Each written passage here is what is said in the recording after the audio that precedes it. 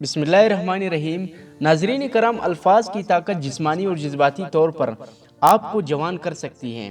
متاثرہ کن تقاریر آپ کی بہترین کارکردگی کا مظاہرہ کرتے رہنے اور اپنی ٹیم کو اپنے مقاصد حاصل کرنے کے لیے آگے بڑھانے میں رہنمائی کر سکتی ہیں۔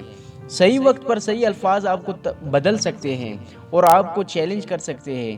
اس سے کوئی فرق نہیں پڑتا کہ زندگی میں آپ پر کیا پھینکا جاتا ہے، آپ حوصلہ افزائی رکھنے کے لیے ان تقریروں کا استعمال کر سکتے ہیں۔ الہام لوگوں کو آگے بڑھانے میں مدد کرتا ہے، یہ ہنسی کو دور کرتا ہے اور لوگوں کو نئے اور دلچسپ امکانات کی طرف بیدار کرتا ہے۔ وہ اپنی حدود اور دنیاوی زندگیوں کو عبور کرنے کے قابل ہے۔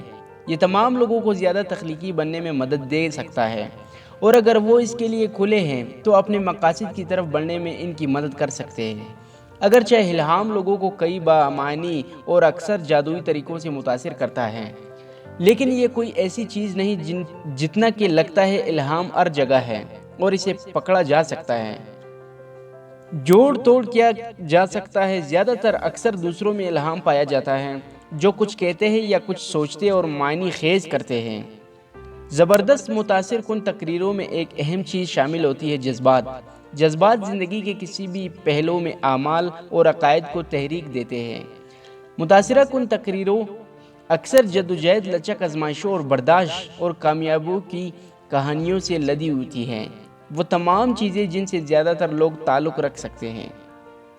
وہ مقررین جو جذباتی، تمیز اور بات کرنے والے نکات کا انتخاب کرتے ہیں جن سے لوگ تعلق رکھ سکتے ہیں، وہ سامعین میں موجود لوگوں کو اپنی کہانیوں سے متاثر کرتے ہیں۔ اس کی کلید دوسروں کو یہ محسوس کرانا ہے کہ گویا وہ اکیلے نہیں ہیں، اور یہ کہ وہ بھی اپنے راستے میں آنے والی رکاوٹوں کو دور کر سکتے ہیں، کیونکہ کوئی اور ہے۔ امید ان سب سے طاقتور جذبات میں سے ایک ہے جو الہام کو جہنم دیتی ہے۔ اگلا ایک بہترین زبانی ترسیل آتا ہے۔ چہرے کے تاثرات، آواز کا لہجہ اور مناسب توقف سب کچھ زیادہ مؤثر اور متاثر کن تقریریں کرنے میں مدد کرتا ہے۔ ایک زبردست کہانی سنانے کی صلاحیت ان بنیادی خصوصیات میں سے ایک ہے، جس کی ایک حوصلہ افزا مقرر کو سامعین کی زندگیوں میں قدر بڑھانے میں مدد کرنے کی ضرورت ہے۔ محرک مقررین سامعین کو تازہ اور متعلقہ معلومات فراہم کرنے کے لیے اصل کہانیاں سناتے ہیں۔ عظیم مقررین اکثر دوسروں کو بہتر کے لیے تبدیل کرنے کی خواہش کے بارے میں پرجوش ہوتے ہیں، اور ایک اسپیکر کی پیشکش میں جو جذبہ ہوتا ہے اس کا ترجمہ ہوتا ہے۔ سامعین بتا سکتے ہیں کہ ایک مقرر اپنے موضوع کے بارے میں کب پرجوش ہے، کیونکہ جب وہ پرفارم کرتے ہیں تو یہ اسپیکر کے جوش اور جوش کی عکاسی کرتا ہے۔ جذبہ متعدی ہوتا ہے، اور جب ایک عظیم مقرر پرجوش ہوتا ہے تو یہ سامعین کو بھی جذبہ پیدا کرنے کی ترغیب دیتا ہے۔ یہ ضروری ہے کہ حوصلہ افزائی مقررین کو خود پر اور اپنے پیغام پر اعتماد ہو۔ عظیم مقررین کے پاس اعتماد ہوتا ہے جو ان کی تقریر اور اشاروں سے ظاہر ہوتا ہے جب وہ سٹیج پر ہوتے ہیں، جس کی نتیجے میں سامعین میں اعتماد پیدا ہوتا ہے۔ ایک زبردست حوصلہ افزائی کرنے والا یہ سمجھتا ہے کہ وہ کون ہے اور بالکل جانتا ہے کہ وہ کس کے لیے کھڑے ہیں، اور اپنی خوبیوں اور کمزوریوں سے بھی واقف ہے۔ وہ تقریر کو زیادہ مؤثر بنانے کے لیے اپنی طاقت کا استعمال کرتے ہیں، اور وہ اپنی کمزوریوں کو بہتر بنانے کے لیے کام کرتے ہیں۔